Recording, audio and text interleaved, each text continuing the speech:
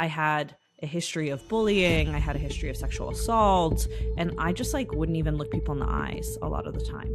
Jiu-jitsu helped me, and I never would have walked in if I knew I was going to be grappling adult sweaty men. Never in my life. But I walked in and just totally changed my life. Jiu-jitsu made me more humble as a person.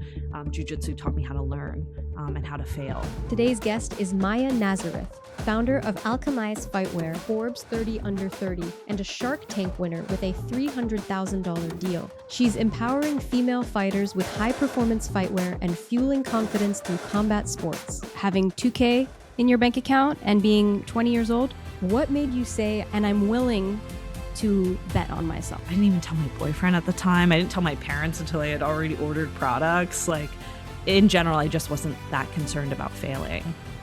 I just was more concerned about not ever trying.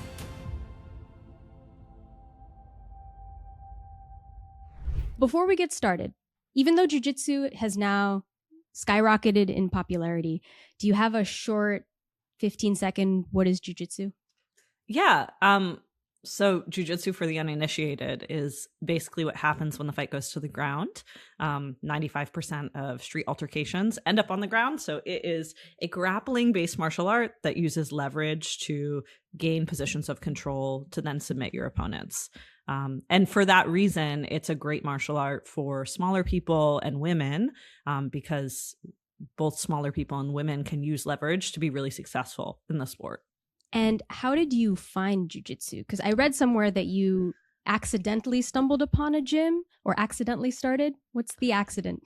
Yeah, so I had taken my senior year of high school. I was living in Malaysia, actually, and I had taken a self-defense course that was offered at my school. It was like a one-day offering. And the professor that taught it was a black belt in ninjutsu. And now that I'm steeped in the jiu-jitsu world, I'm like, what is ninjutsu? I've never even heard of it outside of that context. But it's some like McDojo thing. But at the end of the class, I was so bad. And he said, everything we learned today is a combination of ninjutsu and jiu-jitsu and Krav Maga and Muay Thai. And he named like 15 martial arts. And for whatever reason, jiu-jitsu stuck in my head. And I thought it was striking. Like, I didn't know what it was. There was no explanation. And so I had played soccer my whole life. I had decided I didn't want to continue to play soccer into my adult life, into going into university and that kind of thing. And I needed to do something to stay active. So I was just in this exploratory mode. And I looked up a jiu-jitsu school, thinking it was like fitness kickboxing, thinking I was going to like flail and like make loud noises, or maybe that it was like karate. I didn't know what it was. And I never would have walked in if I knew I was going to be grappling adult sweaty men. Never in my life would I have done that. But I walked in and, it just totally changed my life. There were so many women in the academy that I started at, actually, and women who just looked strong and empowered and like playful and alive when they were doing jiu-jitsu. And I was like, I want to feel like that. And so that kind of is what stuck with me. I always say that striking sports are the gateway to jiu-jitsu, because that's how I started too. It was Muay Thai and there was jiu-jitsu in the same gym. And I would look at them and I'm like, I don't know how I feel about that. Like, there's a lot of closeness. But they seem to be having fun and they're really into it and they're really consistent. And the women that were there were really nice and friendly and they wanted more people to come and train. And now I understand why, because when there's more women, it creates a very different environment. Do you think that the fact that there were women on the mat that day made it more welcoming or more possible for you to continue? Absolutely. I was 16 and I really, at that point in my life, struggled with confidence. And I don't know if I would have stayed. My first class, I remember so vividly. My professor had worked with me at the time, and we called him professor. I don't call my current instructor professor. But he was having me put him in closed guard to like high guard to triangle. And I'm 16. This man is probably 35. And I'm horrified. I'm absolutely horrified being that close to a man. And it's so intimate, jiu-jitsu. And I think if there were not women who kind of took me under their wing and welcomed me into the fold, I definitely would not have stayed at that point in my life. Now, I don't think that's the case if I entered a male dominated space, but at that time, that was very true for me. Yeah, no, I completely agree. When I started, there were 8 female white belts in a very small academy. So we were all figuring it out together and we could all train together.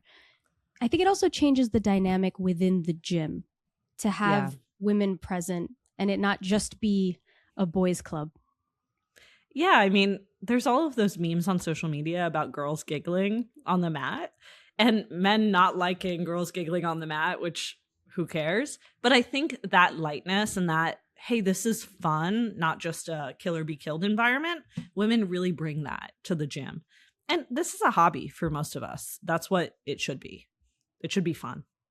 Yeah, it should be fun. Otherwise, it's hard. It's hard to stick with anything if you're not enjoying it on some level Yes, or some absolutely. percentage of enjoyment. Absolutely. You said jujitsu changed you. This podcast is all about being unemployed from anyone else's idea of what a good life should look like. How did it change you? What was pre jujitsu Maya, post jujitsu Maya? Pre jujitsu Maya had, I mean, part of it is a factor of age, right? I had not really grown into myself as a person yet, but pre jujitsu Maya was very insecure, very made herself small in every room she walked into. I had a history of bullying, I had a history of sexual assault, and I just like wouldn't even look people in the eyes a lot of the time. And so jujitsu helped me first fall in love with what my body could do versus what it looked like.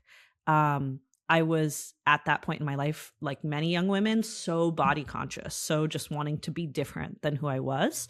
And jujitsu really kind of gave me a level of body neutrality that, Mm. or even body positivity in the way that, wow, I can learn things. Like I can master my environment. I'm so strong. And that was amazing. It gave me a really great channel for my aggression. I don't necessarily think jujitsu is a good channel for aggression. I think people who train for long enough use jujitsu, especially sport jujitsu, as a way to, like, the less aggression you use, the less energy you use, the better. But in the beginning, I had never really had a vehicle to channel that. And I think that's important for women. Women aren't taught that it's okay to be angry, and they're not given a healthy outlet for that. So, having just a healthy outlet for that, I think made me a much calmer person over the years. Um, and then later in my jujitsu journey, jujitsu helped me regulate myself. Jujitsu made me more humble as a person. Jujitsu taught me how to learn and how to fail, how to take criticism, that kind of thing. It's, I mean, what you're describing is so incredibly transformative. Do you think that jujitsu has the same effect on everyone? Or is there an element of your own willingness to take what was being presented to you, like those vehicles, and use them as ways to change? I think jujitsu does have an effect on most people who encounter it, a transformative effect, I would say. I think the potency of the transformation that I had was a factor of a lot of things that were going on in my life personally, and maybe are also a factor of me being just kind of a philosophical person. Um, I think like I start dance and I'm thinking about the philosophy of dance and how it's impacting my life. And I tend to frame things in that way for myself.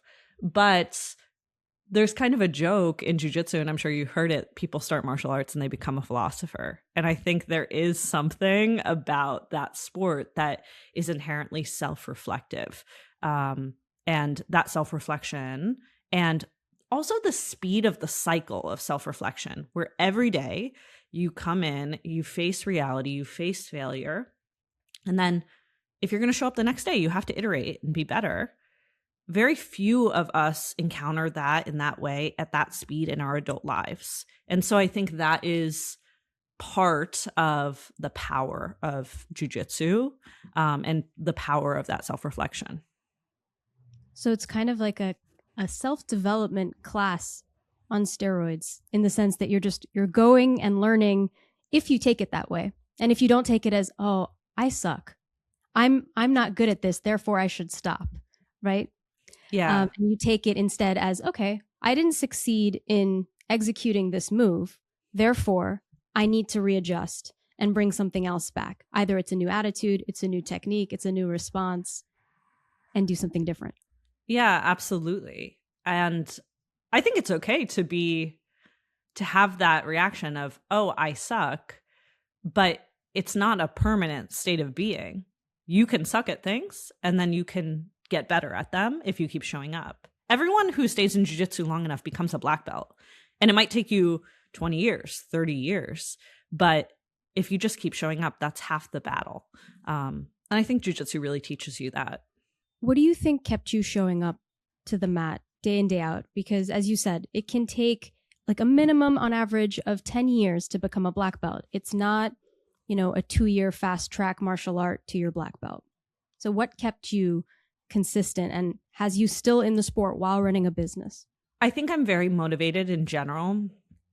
As I've done other things in my life, I've seen this pattern by the person that I'm becoming. And the thing that keeps me in jiu-jitsu is I like the person that jiu-jitsu makes me. I like the grit it develops. I like the calmness it develops. I like the humility that it develops. I like the peace that it gives you in your mind. You walk out of jiu-jitsu and you're like, there are no problems in the world. I like the friendships. Those are the things that kind of keep me going in the sport. And if that were no longer true, I would probably exit the sport. So that's a key motivator for me, I would say. You just used some interesting words in a jiu-jitsu context: calmness, humility, and peace. For the uninitiated, and for many people, I think, in the sport, I don't know that they associate martial arts with those words. What about jiu-jitsu gives you calmness, increases your humility, and allows you to experience peace? I think in our increasingly digital world, and I mean, I started jiu-jitsu 10 years ago, so it was not as chaotic as it is now, but this was still true at that time. When someone is choking you, you are in the present moment. You're thinking about defending the choke. You're not thinking about, oh, my coworker said this and my boyfriend said that, and you're not anywhere else except for defending the choke. And I'm a little bit stubborn as a person. I think like many of us, I struggle with being present. I have 50 million ideas going on at all the time. And just the sheer force of you cannot be anywhere but here, I think is very helpful for me in jiu-jitsu. There is also just something very silly about rolling around with your friends in pajamas and choking each other and trying to break each other's limbs, that you leave and you're exhausted when you leave.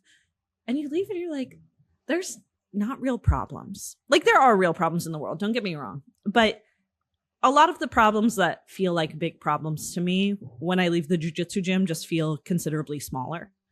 And I think that's a powerful thing about jiu-jitsu. And humility, in jiu-jitsu, there's always someone better than you. You can learn from everyone. Basically everyone on the mat, even a white belt, is better than you in some dimension of their game. People are naturally gifted. People have different physical attributes. People have different understandings of jiu-jitsu. And just having that perspective of there's always something to learn and that you can learn from every single person and that people are going to give you looks that humble you.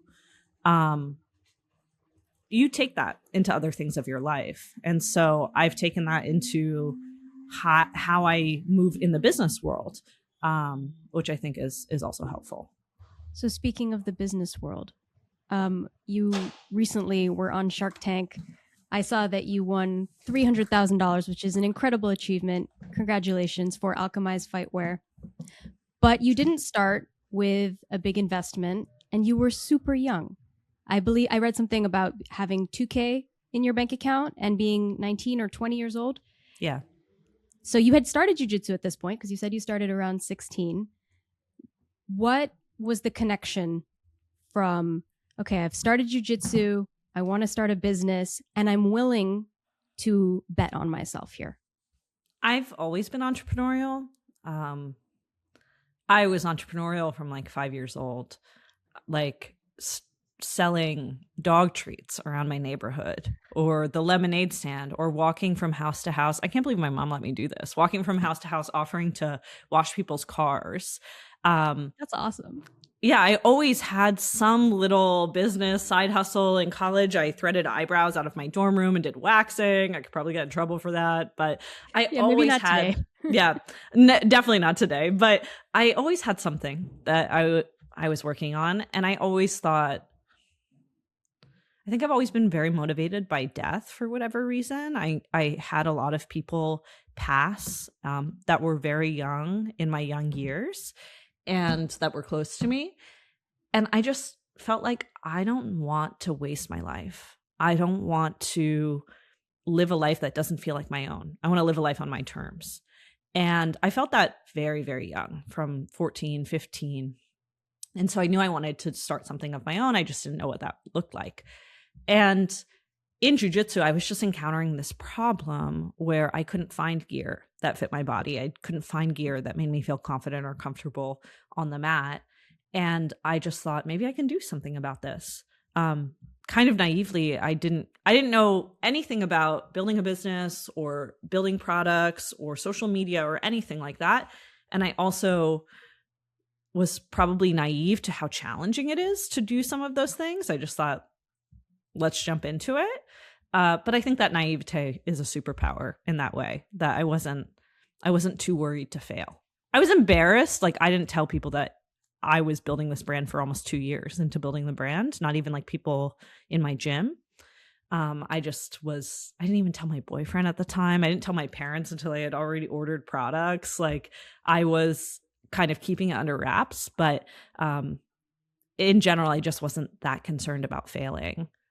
I just was more concerned about not ever trying. That is a superpower mentality to have at such a young age. Because I feel like in having all these conversations and even in just reflecting on my own experience and people that I know, fear of failure is one of the biggest barriers to starting something. And then the embarrassment aspect. So it's interesting that you found a way to kind of incubate your baby until you were comfortable to put yourself out there and potentially embarrass yourself still. Like, there's still a risk. But maybe you had developed a little bit more confidence around it to then be able to go forward. Yeah, I knew that my family was going to think I was insane. And at that point, I really, really cared what they thought. I still really care what they think, but I was like, my dad yelled at me when he found out I bought these rash guards. He was like, "You're an idiot." My dad is very supportive now and very proud, but he was like, "What are you doing?" And so I knew I needed to take some steps, or else I would never start, because I would be listening to so many outside voices. Yeah. Is that something that you continue to do when you have a new idea? Do you share it right away, or do you keep it to yourself for a little bit? It depends what it is. Certain things, yes, I share right away. I think my ability to listen to my inner voice has gotten louder, or my inner voice has just gotten louder, and I'm more adherent to what it says. Um, but some things I do keep to myself if I feel that there's going to be a real negative reaction. I think I've just made it more of a practice of making space for what my inner voice says and letting it guide me. So, for what you think first before you take outside opinion? Yeah. I mean, in the beginning, I still have a student's mindset, but especially in the beginning of Alchemize, because I didn't know anything, I really listened to a lot of other people. I didn't necessarily listen to other people telling me this is a stupid idea, which I got a lot of that, but I listened to anyone and everyone about how to build the business, which I think is a strength because I'm very coachable as a person, and people can just speak to me very frankly and say, "Maya, this sucks, that sucks, this sucks, you need to do this, that, the other thing," and I will do it and implement it. But also, when you're founding something, I really believe some things just are supposed to come through you like a channel, and you are the authority on that thing. You have spent more time thinking about it than anyone else. You have that vision. And there were definitely many moments in my career with Alchemize where, especially early on, where I listened to other people that didn't necessarily have my best interest, didn't have the business's best interest, and didn't know because they weren't living it. They just had their opinions. And so I think you need to develop a level of discernment of when you listen to other people and when you listen to yourself, if that makes sense. Yeah. Have you ever taken bad advice or advice that you, in the end, wasn't helpful? Many times. Many times. And also not just bad advice, malicious advice, like advice from people who want to see you fail, and or who just are giving their feedback, but they've never built what you've tried to build, what you're trying to build. They have a different background, and that's okay. That's part of the learning. You need to learn how to develop. I really believe in business, and in everything in life. The asset that you're developing is you. It's your discernment. It's your skill set. It's your ability to create things. If Alchemize died tomorrow or I shut it down tomorrow, I would build something else that's probably better than this because of the skills that I had learned in this chapter of my life. And so all of that is just part of the learning process. You started this, you were young, right? And going through the process of developing that discernment muscle means sometimes, as you said, taking bad advice. How did you bounce back, for lack of a better word, from disappointment, from realizing someone didn't have your best interest at heart? Like that can be really hard. Yeah, I mean, I've had a couple really significant instances of betrayal in the business and of people who I really trusted, who building something is very intimate. And especially early on, I felt like a lot of the people I was building with were family. And I was trying to treat the people that I was building with like family. And I had a couple of instances of people really betraying me or doing me wrong. And one thing that I always said to myself was, I feel sad that someone feels like that's the only way that they can win, because that's not how I'm moving. I'm moving with my heart. And I think that's given me a lot of peace. And also the thing I'll say is you need to figure out as a person how to steward your own joy. How do you scrape yourself off the sidewalk? Because entrepreneurship and many things in life require you to scrape yourself off the sidewalk a multitude of times. And when that happens, what are the tools in your toolkit to step into joy again, to step into belief again, to step into your power again? And so it's taken me the last almost 7 years of building this business to really develop a toolkit. And I'm not perfect at it, but I'm much more well equipped to deal with challenging situations than I was 7 years ago. Are you willing to share some of those tools that are in your toolkit? Yeah, for sure. I mean, some of them are things that I say to myself, like anchoring statements that I say to myself all the time. Like I have an alarm on my phone when I wake up every day in the morning that says, "It's a beautiful day to be alive." I have a Alexa that like reads my day, and it will say the same things, like certain frames that I want to frame my day with. Like you get to choose how you move into this day, what the energy you move through this day is, how you show up for your team, how you show up for people, no matter what is going on. You have that choice. So I have certain anchors like that. Movement is still huge for me. I train jiu-jitsu way less, but I lift, I walk almost an hour every day. I get out in nature and I hike. Yeah, our office used to be, we just moved, but our office used to be a 30-minute walk from my house, and I would walk to the office almost every day. And now that I'm not walking there, I walk around Philly almost every day, go walk and see the sunset.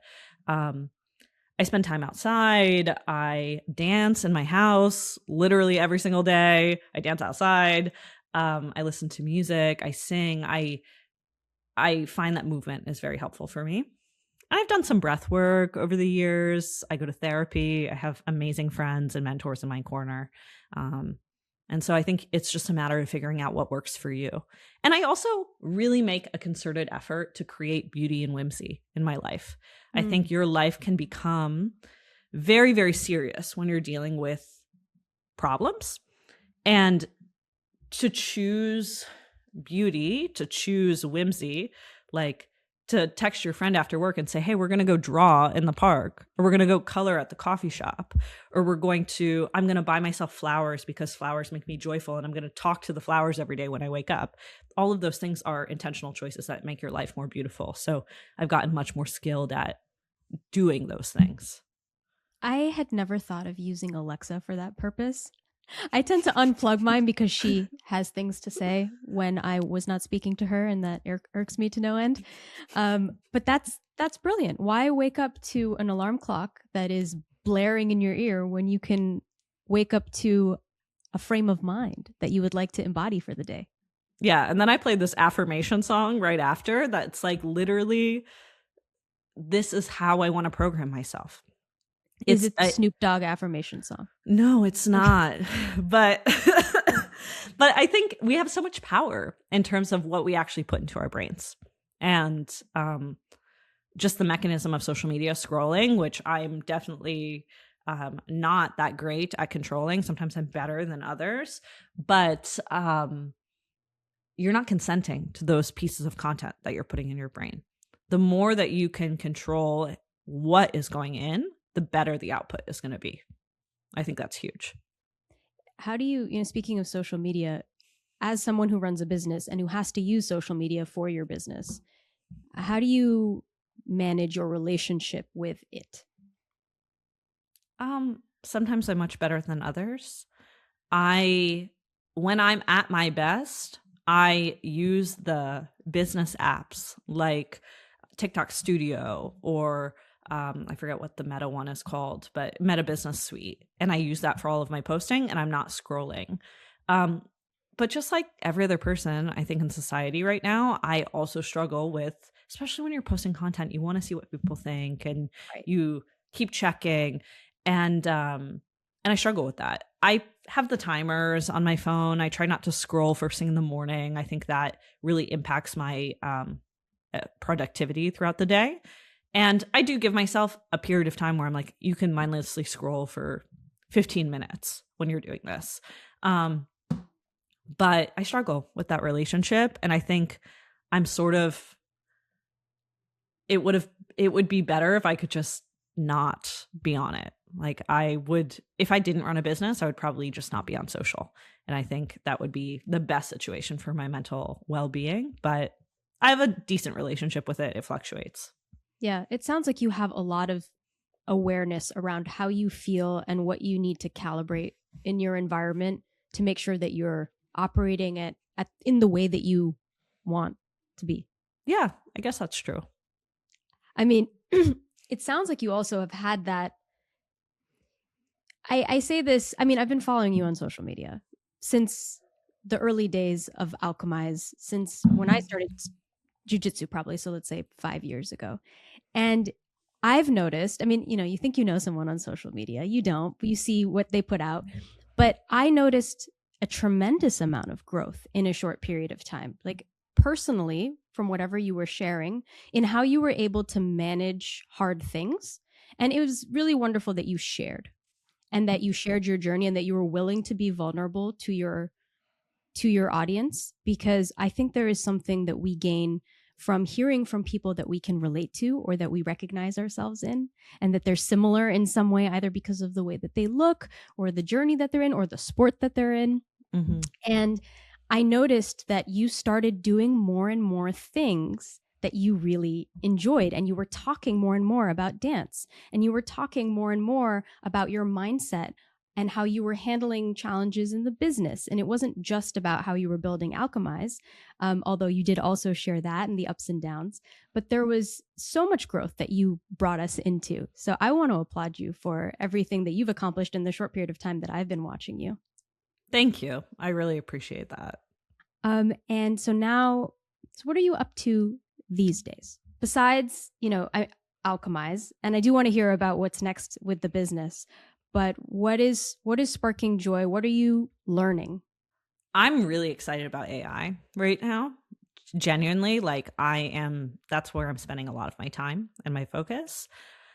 Um, I mean, I'm doing some speaking. We have a big camp coming up. I'm trying to spend more time just out in the world this year and expanding opportunities. But the thing that I'm most focused on, I'm quite project agnostic. I started Alchemy so young, and I never felt like this is going to be the business of my life. I love what I've built. I'm proud of what I've built. I am excited about the future of Alchemize, but I also really recognize that we're in a very weird time in society and specifically technologically. And I think most of the people I really know and respect in the entrepreneurial space are thinking about how AI is going to completely change the nature of work and completely change the projects that we can build and completely change how we operate in society.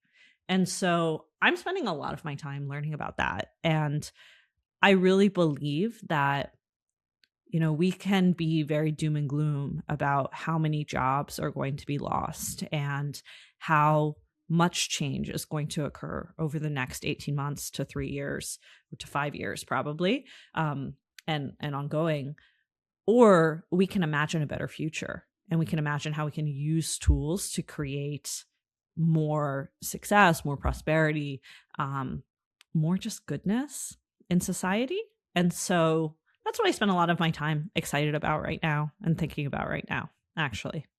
It's interesting that you said that you're project agnostic, because that must serve you in many areas of life, including as you're thinking about AI. Because if you think of traditional careers as a project, those might not be there anymore. So if you're, as you said, you invest in yourself, you're the main focus of your life, you take that with you, whether AI is there or not. So you can then adapt to whatever comes, and you're studying the environment, but you're not attached. Like if for whatever reason Alchemize is not your focus at some point, you will continue and you'll build something else.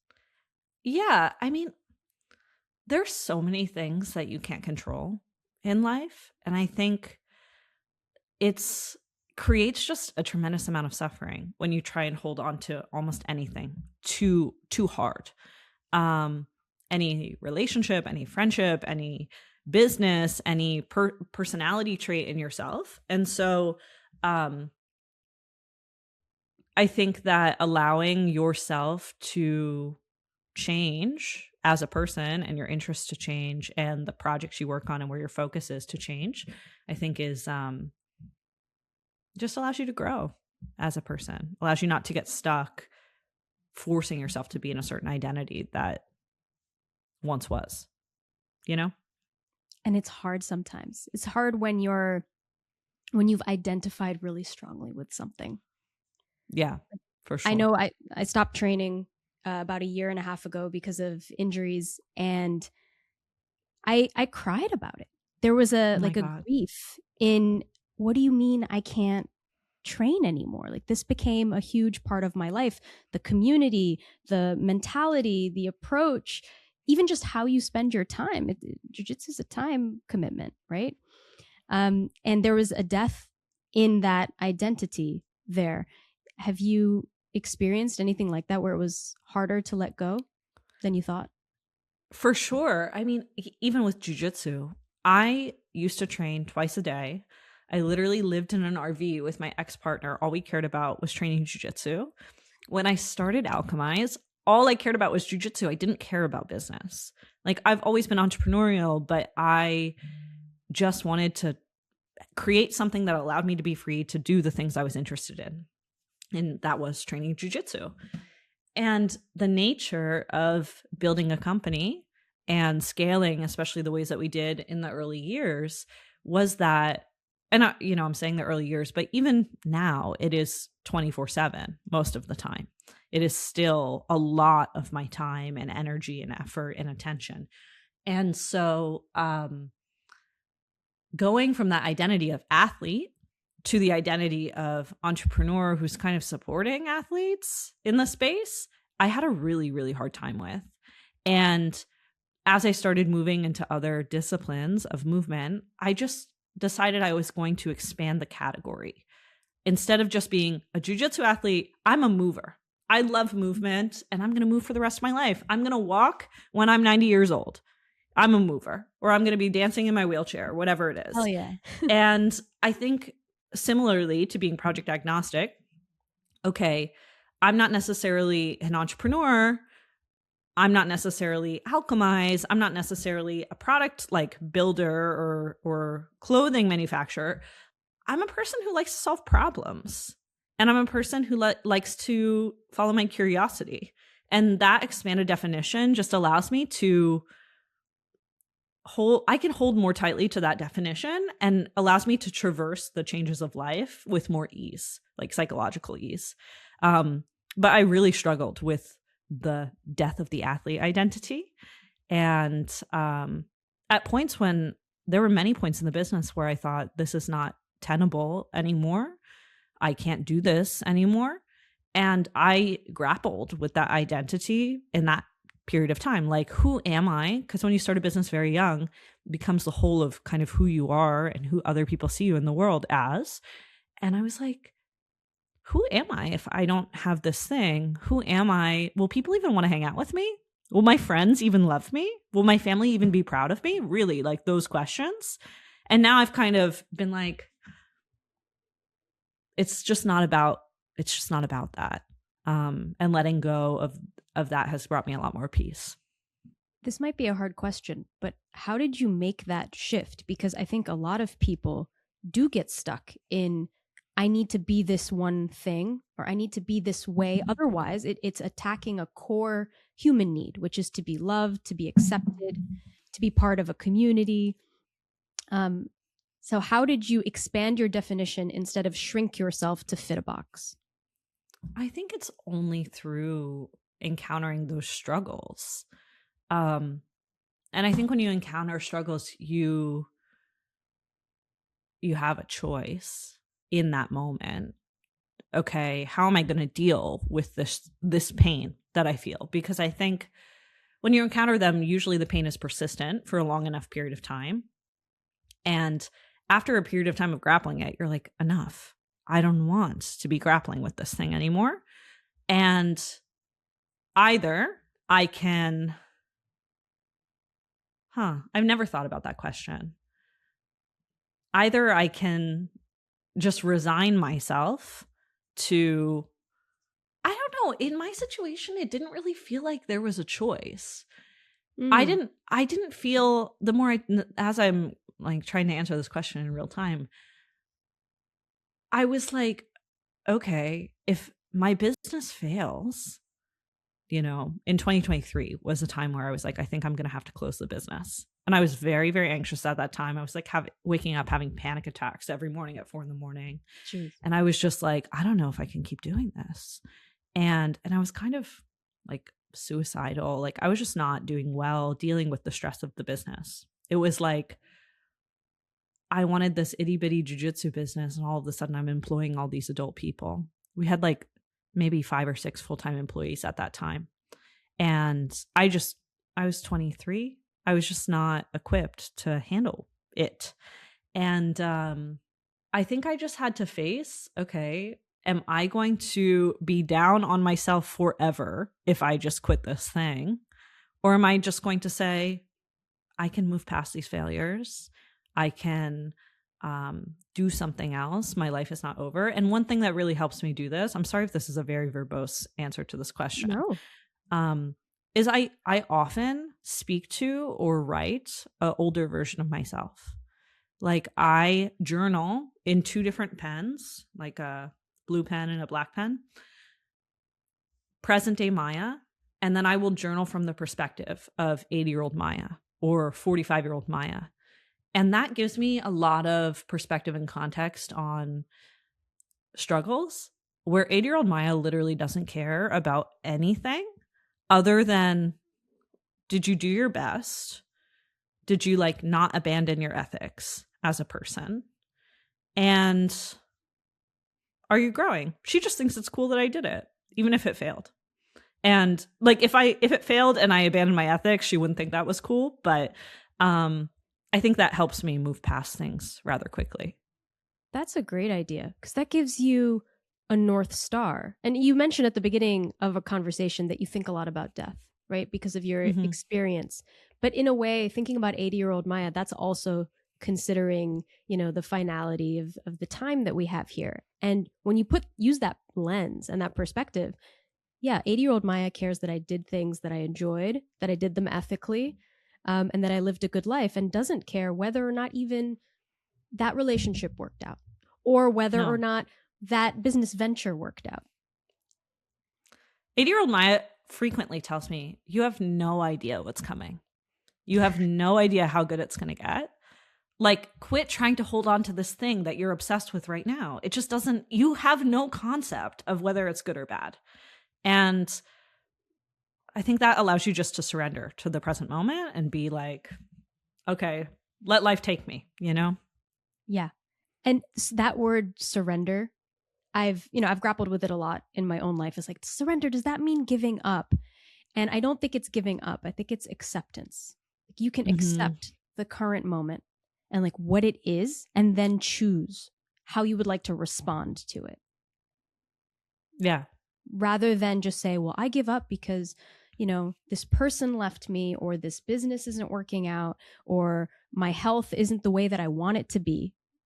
And then deciding that you are resigned to it and that you have no more free will anymore, and you have no more ability to change your perspective or change your situation. Yeah, I think it's interesting that you say that, because I think a lot of people do encounter things you don't have control of everything.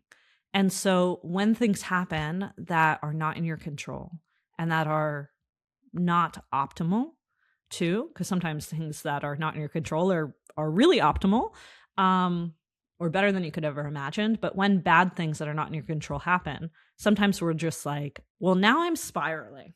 Now everything is bad. I control nothing. I'm a victim of my circumstances.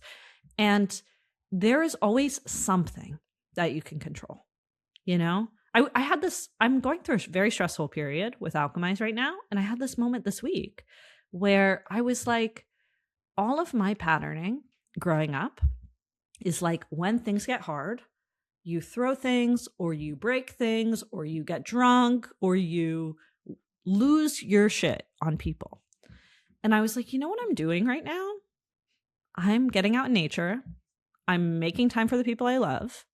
Like my sister, it was her birthday this weekend. I drove like 6 hours to go be with her for her birthday. I'm not doing those things. I can control that. I can control who I am in the face of these circumstances, even if I can't control what's going on. And we always have that power, which that's awesome. And to me, that's the only power that matters, is like the power over the self. Yeah. Because we only have an illusion that we can control other people or other circumstances. Our degree of control is just very limited. But we have almost full control over at least how we react to our own circumstances, which starts in the mind. So, I mean, I think that gives you a lot of, or I think it allows you to be fairly certain that 80-year-old Maya is going to be really proud when current Maya and 80-year-old Maya catch up to each other. We'll see. Hopefully I don't mess something big up, but fingers crossed. But even if you do, it sounds like as long as it's not your main pillars and values, even that will be okay. Yeah, that is true. I agree.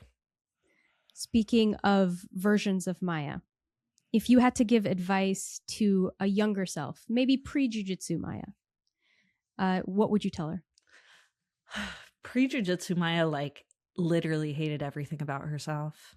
And she didn't think she was beautiful. She hated her body. She didn't like how she spoke. She didn't like so many things about her personality. And I think I would tell her, you just haven't strengthened those things about you yet. Like, and I would say this for every single person, The things that make you different are actually your unique strengths, and you need to lean into them and develop them. You're like just undeveloped. You're just untrained as a person. And you don't need to be different. You just need to be a stronger version of you. That's what I would say. What would she think of where you're at now? I think she wouldn't believe it. Actually, as like chaotic as my life is, because present day Maya wants to be somewhere else, as most of us do. I think she would be like, wow, we did all those things in that period of time. She would be shocked, and she would think it's pretty cool. That sounds like a win to me. Yeah, me too. Maya, thank you so much for making time for this conversation. I hope that we have many more in the future. Me too. Thank you so much for having me. This was lovely.